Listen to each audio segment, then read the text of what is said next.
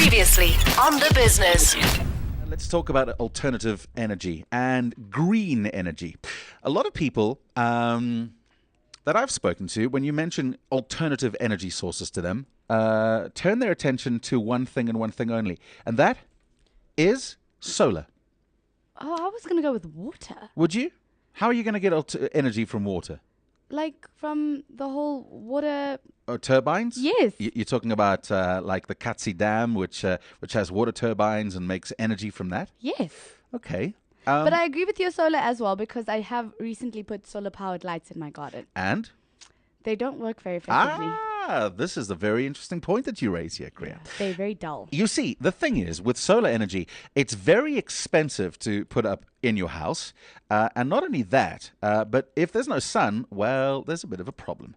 The other problem with solar energy is that you've got to have mains, AC power from Eskom going into your house in case things fall apart, right? Yes. Well, I would say that you're a little bit wrong on you need full sunlight.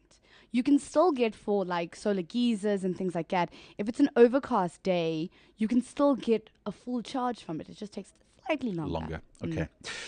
So while I was away, because I wasn't here Wednesday, Thursday, Friday, and yesterday, and I spent a little bit of time in a small town in the Eastern Cape called Bedford, which is, quite frankly, not more than a blip on the radar in the Eastern Cape. It's a beautiful part of South Africa. One of the big things that is near Bedford is a switching station or a meeting station, if you like. And I'm not a power guy. I don't know the technical terms. But what I do know is that there's a massive amount of transformers and things and wires, and it looks very impressive, all arriving from around the country at one central point, which they call Poseidon.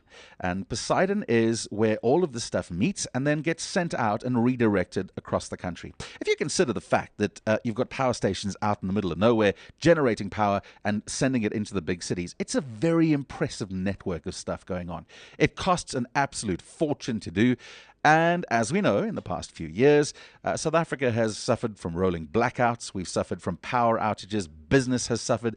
Small homes have suffered. We've got things on TV and radio sometimes where people say, hey, it's that time of the evening. Turn off your unnecessary appliances. Switch off lights that you don't need.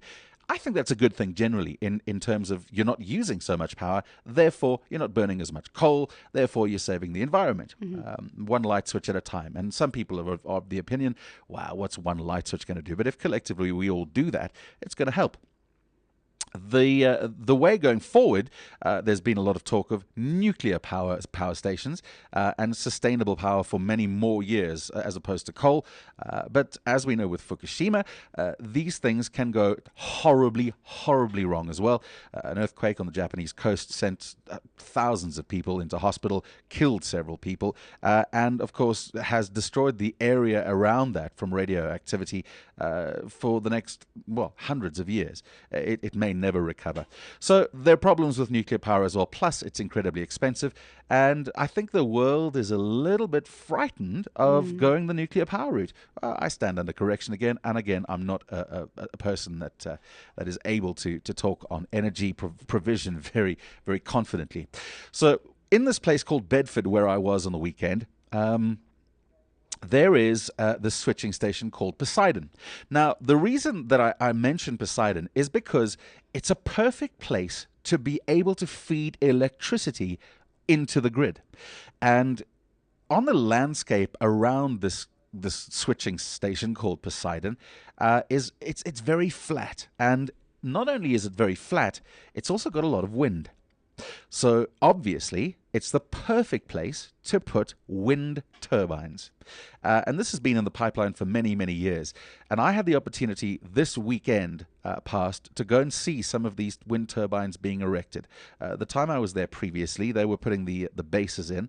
So they'd pour concrete bases with hundreds of bags of cement, and they'd build this thing up, and then they'd place this metal ring with bolts in it inside the concrete. And then they literally bolt these towers onto these concrete bases. The towers themselves are 76 meters high.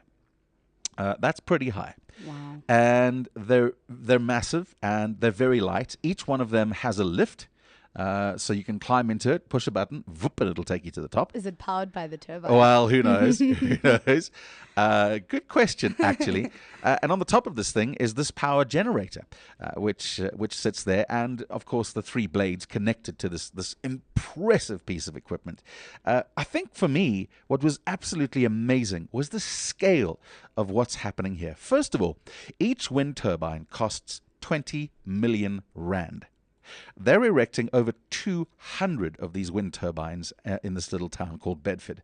So you can imagine what it's doing for the local economy. You can imagine it's doing incredible things for the little town. It's making it grow, and I think that's really good.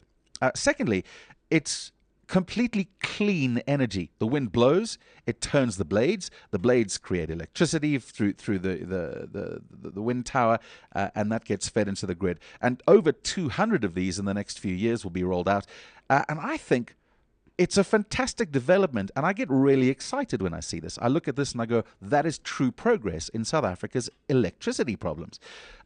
So I'll tell you what I'm going to do. If you have the opportunity, log on to balls.co.za.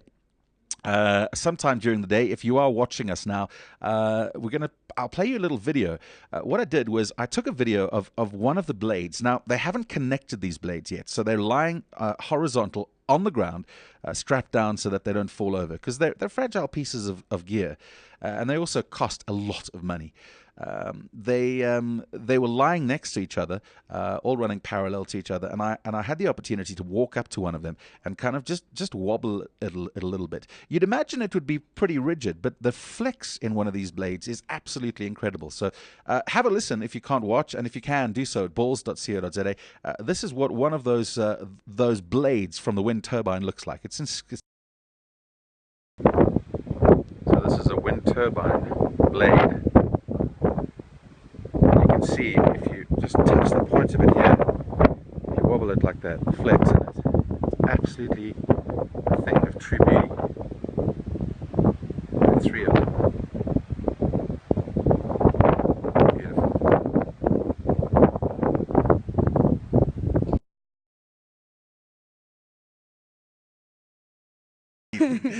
So there you go. That's just a little bit of a touch on something which I'm hoping we'll see more of. Can you imagine if we get wind farms in Johannesburg? I've actually seen some of them when I was traveling through Europe and things like that, because they have quite a few up there, and they are some of the most amazing sights you could possibly see. They are incredible. They're stunning, and they just look so sleek and beautiful. Like, you really, if it's going to, you said it puts out how many watts of? From what power? I read on the side of the box, it's 21 megawatts of power. And again, I stand under correction, but that's one of the stats that I managed to pick up. Because that is huge. I think maybe we should get someone in and speak to them, because if you're looking at 21 megawatts per tower and you have X amount of towers on that plot, how much of a city can that actually power? Yeah. Because, I mean, then we're going to bring down our costs of electricity. We could have another service provider other than Eskom.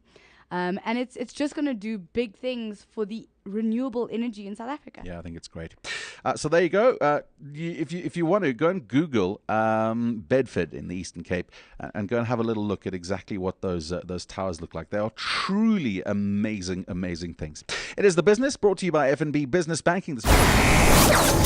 The Business. Weekdays 11 a.m. to 12 p.m. on balls.co.za. Brought to you by FNB Business Banking.